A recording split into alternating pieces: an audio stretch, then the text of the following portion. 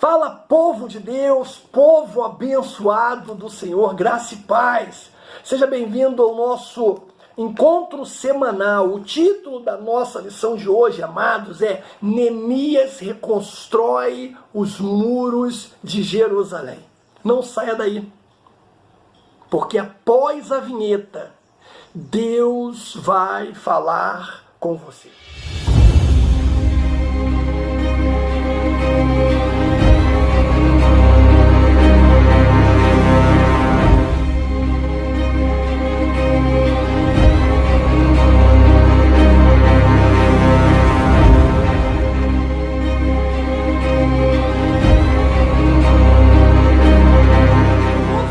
Bíblico, ele se encontra em Neemias capítulo 1, do versículo 1 ao versículo 4, e Neemias capítulo 2, do versículo 1 ao versículo 9. Eu vou ler apenas Neemias 1, do 1 ao 4, que diz: as palavras de Neemias, filho de Acalias. E sucedeu no mês de Quisleu, no ano 20º, estando eu em Suzã, a fortaleza, que veio Anani, um dos meus irmãos, ele e alguns de Judá, e perguntei-lhes pelos judeus que escaparam e que restaram do cativeiro e acerca de Jerusalém. Eles disseram-me: os restantes que não foram levados para cativeiro lá na província estão em grande miséria e desprezo, e o muro de Jerusalém fendido e as suas portas queimadas a fogo. E sucedeu que, ouvindo eu essas palavras, assentei-me, chorei e lamentei por alguns dias, e estive jejuando e orando perante o Deus dos céus. Pois bem, amados, na lição de hoje, estudaremos a respeito da reconstrução dos muros de Jerusalém. Veremos que Neemias foi escolhido pelo Senhor como líder para esta grande obra. Veremos também que Neemias era um homem íntegro, que dependia inteiramente de Deus e da sua palavra. Além de trabalhar arduamente na construção dos muros e portas, ele teve que enfrentar inimigos externos e internos. Homens que infiltraram no meio dos trabalhadores com o único objetivo de atrapalhar e impedir a reforma da cidade. Porém, irmãos, a palavra de Deus diz que Neemias não se deixou intimidar pelos adversários. Aprendemos com o exemplo de vida deste servo de Deus que todas as vezes que desejamos empreender algo em favor do povo de Deus, os adversários se levantam. Mas quando confiamos no Todo-Poderoso inteiramente, recebemos forças e coragem para lutar. Então eu quero deixar um conselho aqui para você, já no início dessa ministração. Não desista diante dos desafios. Não desista diante dos inimigos. E não desista diante das dificuldades. Temos 6 objetivos para hoje. Primeiro é mostrar como Deus respondeu às orações de Neemias. Segundo objetivo é saber como foi a ida e chegada de Neemias a Jerusalém. Terceiro objetivo é explicar como Neemias iniciou a reconstrução dos muros. Quarto objetivo nosso é compreender que o levantamento dos muros provocou grande oposição. Quinto objetivo é apontar como foi a inauguração solene do muro. E sexto e último objetivo é conscientizar a respeito dos ensinos que a construção do muro traz. Pois bem, o primeiro ponto da nossa lição de hoje vai dizer o seguinte, que Deus responde às orações de Neemias. Mas antes vamos ver quem era Neemias. O seu nome significa Deus consola. Era filho de Acalias. Pouco se sabe a respeito da sua família. Ele tinha um irmão de nome Anani. Isso está em Neemias capítulo 7, versículo de número 2. No momento em que se informou da crítica situação de Jerusalém, ele se achava na função do copeiro do rei Artaxerxes. Era uma situação de plena confiança do monarca. O copeiro sempre tinha acesso ao rei. Tem um comentarista, queridos, que diz o seguinte, que o copeiro do rei era uma combinação de primeiro-ministro, guarda-costas, agente pessoal de segurança e ajudante do rei. Era a pessoa na qual o rei mais confiava. Suas responsabilidades incluíam a obrigação de provar o vinho do rei antes que o rei bebesse, para assegurar-se de que não estava envenenado. Artaxerxes lhe confiava a própria vida. E a este homem Deus vai responder em oração. Mas como é que isso acontece? Bom, primeiro Deus, ele envia emissário a Neemias, irmãos. Anani, irmão de Neemias, como está escrito em Neemias capítulo 1, versículo 2, que veio Anani, um de meus irmãos, ele e alguns de Judá, e perguntei-lhes pelos judeus que escaparam e que restaram do cativeiro acerca de Jerusalém. Então, Neemias está ali caminhando, talvez fazendo a sua caminhada diária, e ele encontra Anani, seu irmão, e ele pergunta a respeito do povo de Judá e a respeito da cidade de Jerusalém. E Anani, ele apresenta o relatório.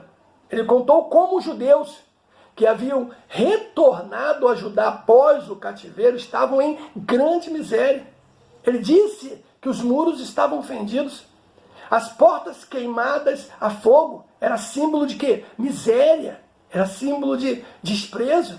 E fazia também com que os moradores da cidade se tornassem vítimas fáceis dos assaltantes. É o que está escrito em Neemias capítulo 1, no versículo de número 3. Então, diante desse relatório caótico, Neemias ele fica angustiado. A palavra de Deus diz, nós lemos, que ele jejua e ora. Cara, Neemias é um homem de Deus, irmãos. É sensacional. O texto diz que ele se assentou e chorou. Ei, em tempos de crise, precisamos orar. Falar menos. Orar mais. Porque crise significa tanto ameaça como oportunidade. Veja que ao tomar conhecimento da situação do seu povo em Jerusalém, sentiu-se tocado para fazer alguma coisa. Ele sabe que ele precisa fazer algo. Mas antes de fazer, aqui está o detalhe que é, para mim, maravilhoso. Antes de fazer, ele ora a Deus. E que oração, irmãos, que oração! Está no capítulo 1, do versículo 5 ao versículo 10, que diz: E disse a Senhor, Deus dos céus, grande e terrível, que guardas o conserto e a benignidade para com aqueles que te amam e guardam os teus mandamentos. Estejam, pois, atentos os teus ouvidos e os teus olhos abertos, para ouvires a oração do teu servo, que hoje faço perante ti, de dia e de noite, pelos filhos de Israel, teus servos, e faço confissão pelo pecado dos filhos de Israel, que pecamos contra ti. Também eu e a casa do meu pai pecamos. De todo, nos corrompemos contra ti, não guardamos os mandamentos, nem os estatutos, nem os juízos que ordenastes a Moisés, teu servo. Lembra-te, pois, da palavra que ordenaste a Moisés, teu servo, dizendo: Vós transgredireis, e eu vos espalharei entre os povos, e vós vos convertereis a mim, e guardarei os meus mandamentos, e os farei então, ainda que os vossos rejeitados estejam no cabo do céu. De lá os ajuntarei, e os trarei ao lugar que tenho escolhido para ali fazer habitar o meu nome. Estes ainda são teus servos, e o teu povo que resgatastes com a tua grande força e com a tua mão forte.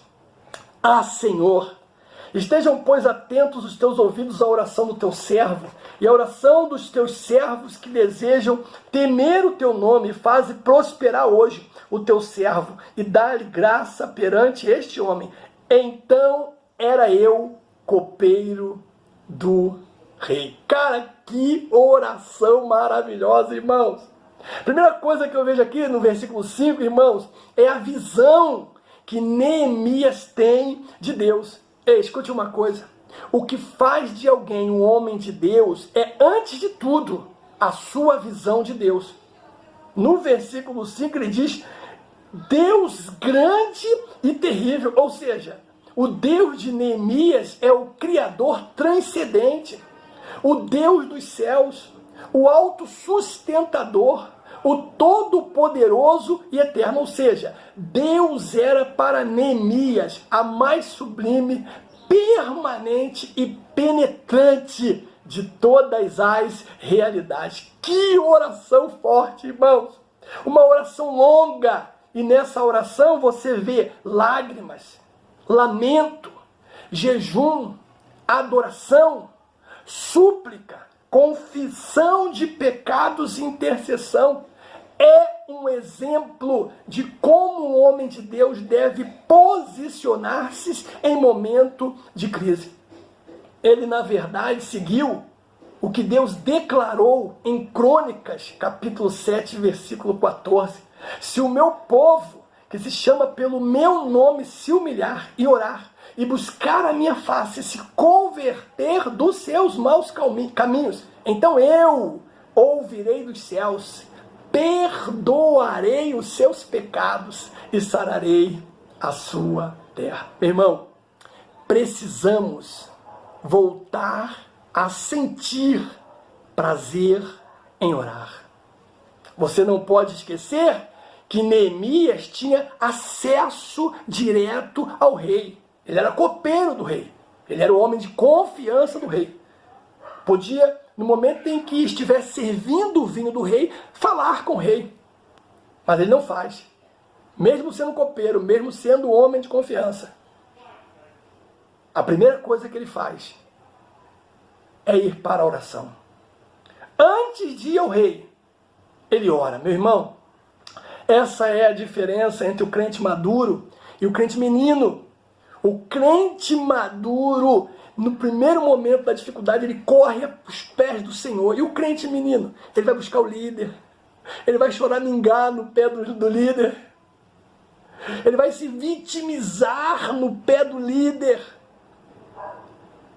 Cara, Neemias, ele é um cara, irmãos, extraordinário. Então, ele ora. Veja, primeiro ele recebe a notícia de como estão os judeus, né, e a cidade. Ele fica angustiado. Ele ora, fala com o rei, e Deus responde à oração dele. Ou seja, Deus despertou o coração do rei para assumir a responsabilidade do empreendimento. Neemias era copeiro do rei, então certo dia, diz a palavra, que ele se apresentou diante do rei com um semblante triste. O rei percebe, interroga ele o motivo da sua tristeza, e Neemias relata a situação da cidade de Jerusalém e do seu povo que ali vivia. Isso está aqui, ó, Neemias capítulo 2, do versículo 2 ao versículo 3. Por inspiração de Deus, o rei pergunta a Neemias, cara, o que é agora? O que me pedes agora? Neemias vai direto ao ponto, cara. E o texto diz, irmãos, versículo de número 4, diz assim, olha que coisa bacana. E o rei me disse, que me pedes agora? Então, mais uma vez, diz o texto, orei ao Deus dos céus. Ele ora ao Senhor, irmãos. Cara, para que Deus ele pudesse dar sabedoria a ele, para que ele pudesse responder ao rei na direção do próprio Deus. E naquele momento, Neemias teve sua chamada, né, para ir a Jerusalém confirmada. E o rei e responde ao rei, peço-te que me envies ajudar a cidade do sepulcro dos meus pais, para que eu a edifique. Isso está em Neemias capítulo de número 2, versículo de número 5. Deus despertou o rei a atender o pedido de Neemias.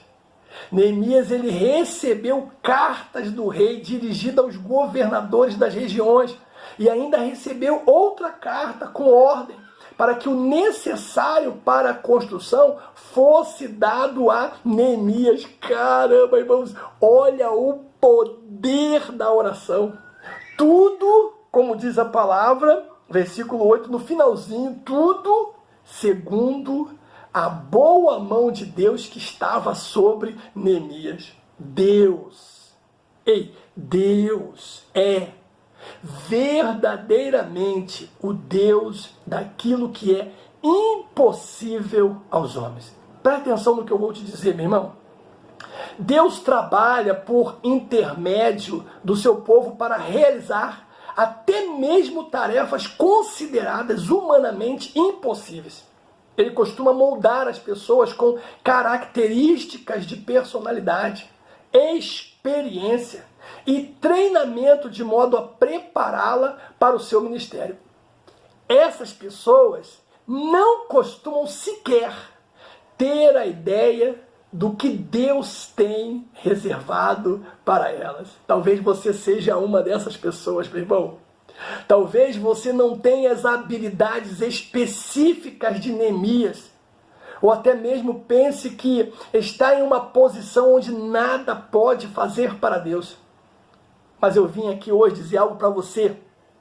Existem duas formas através das quais você pode ser útil ao Senhor.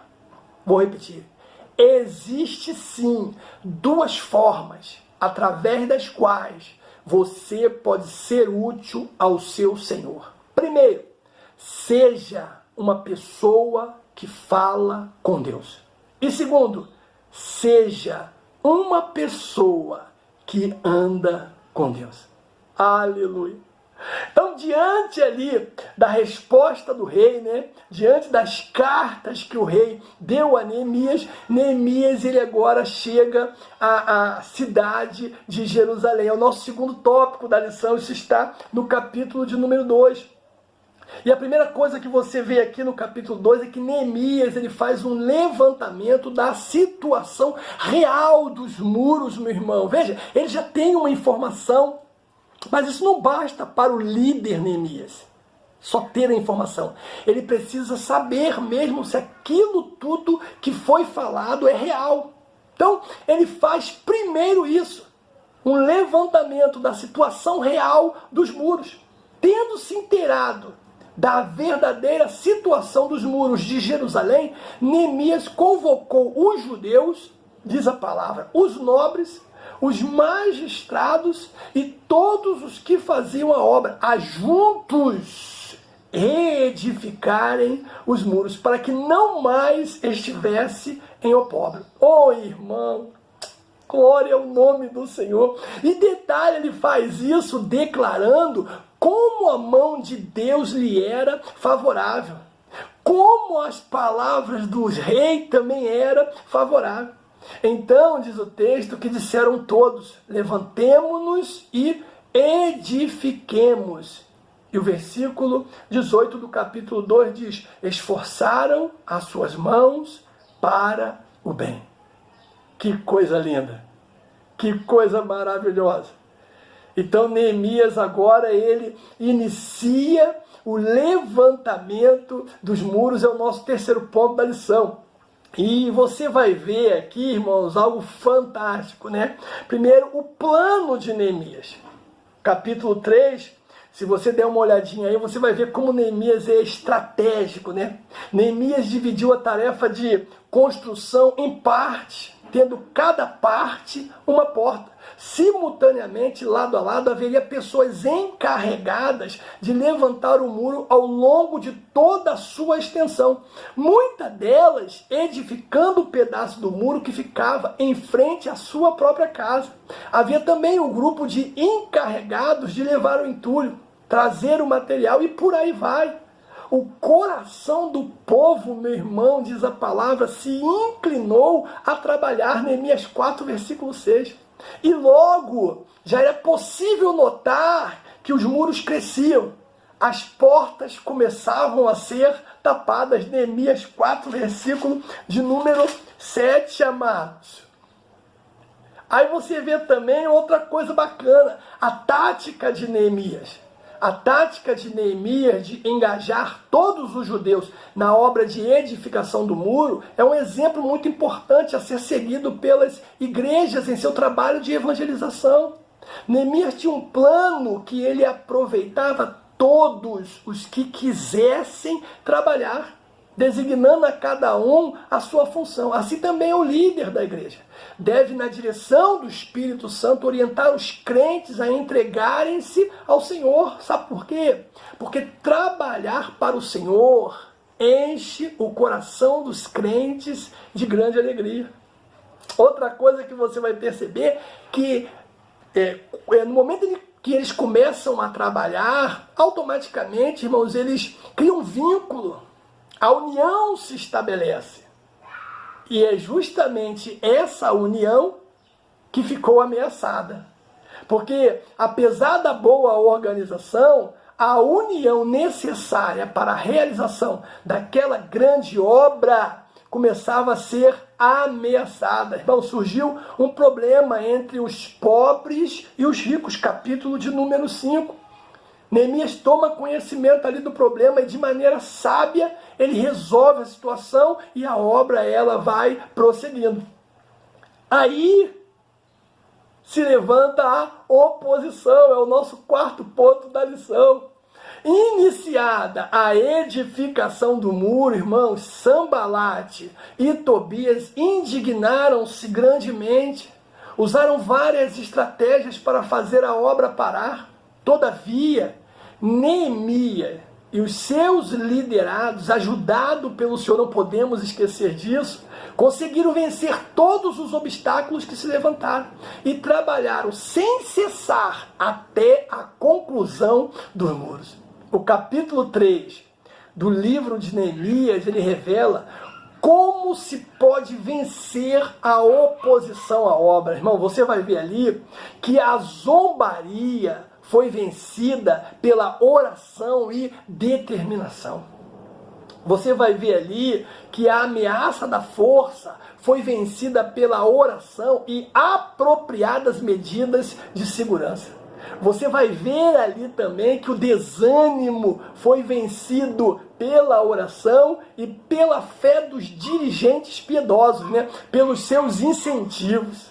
Cara, não deu outra, meu irmão, porque em Neemias, capítulo 6, versículo 15, vai dizer que o muro foi concluído. Diz assim: acabou-se, pois, o muro aos 25 de Elul, em 52 dias. Cara, essa vitória, irmãos, ela teve uma grande repercussão. Sabe por quê? Até os inimigos tiveram que reconhecer que foi o Deus deles que fizera esta obra. Neemias 6,16 diz: sucedeu que, ouvindo todos os nossos inimigos, temeram todos os gentios que havia em roda de nós e abateram-se muito em seus próprios olhos, porque reconheceram que o nosso Deus, aleluia, fizera esta obra. Então, depois que o muro foi edificado, foi levantado, houve o quê? A inauguração do muro. Aleluia.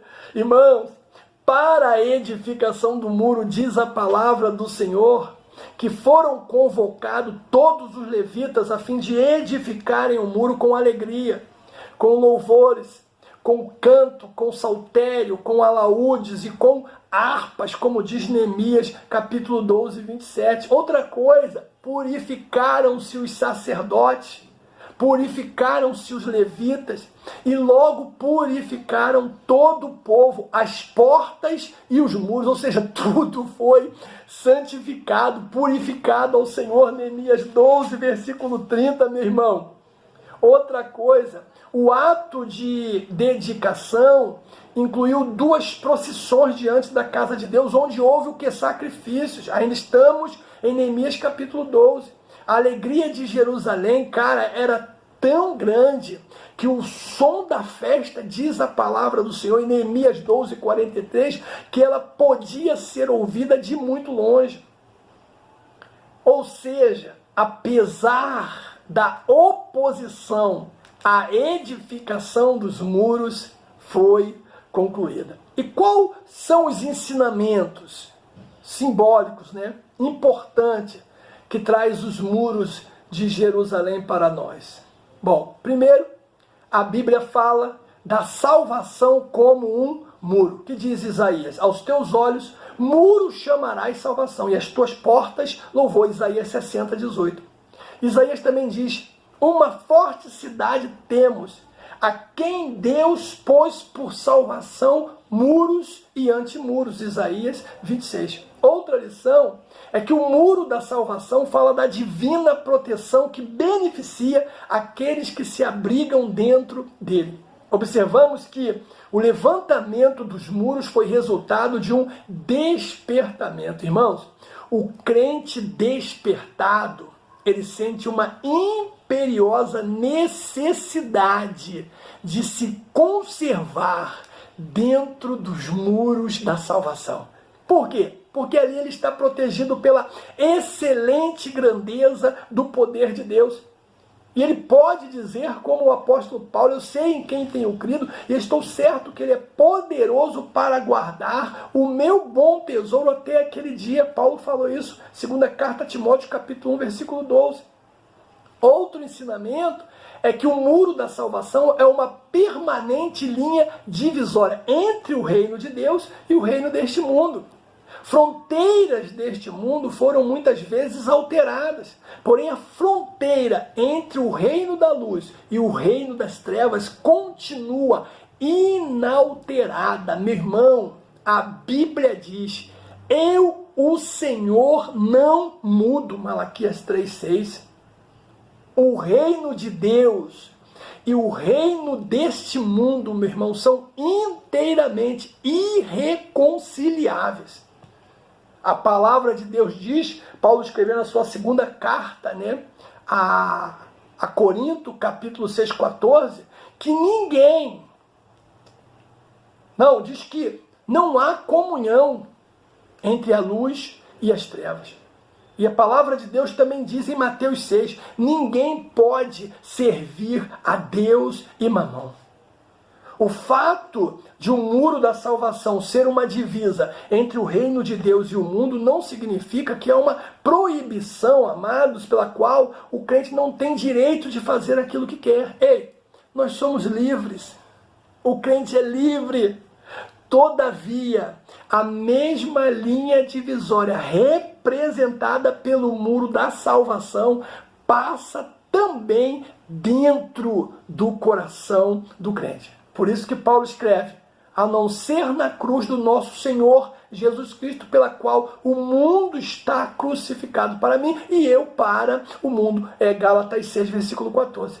E podemos também fazer nossas as palavras do apóstolo, que ele diz, o que para mim era ganho, reportei-o por perda por Cristo. Jesus, Filipenses 3, versículo 7. A verdade, irmãos, é que a salvação transforma o crente de tal forma que ele começa a querer aquilo que o Senhor quer e passa a orar como Cristo ensinou em Mateus capítulo 6, seja feita a sua vontade.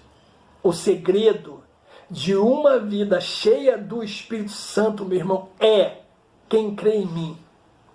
Como diz a Escritura, rios de águas vivas correrão do seu interior, João 7, 38. Eu quero concluir essa lição dizendo o seguinte, amados, somente despertados. Lembra de Zorobabel? Quando o profeta foi falar com ele, ele estava como? Dormindo. Não era um sono físico, era um sono espiritual, mas ele estava dormindo. Então o profeta teve que despertá-lo do sono espiritual para que ele pudesse ver com clareza a visão que Deus estava transmitindo através do profeta. Ele só conseguiu decifrar a visão porque ele estava acordado espiritualmente. Então vamos lá, amados. Somente despertados podemos vencer qualquer obstáculo. Que Deus te abençoe, no nome de Jesus.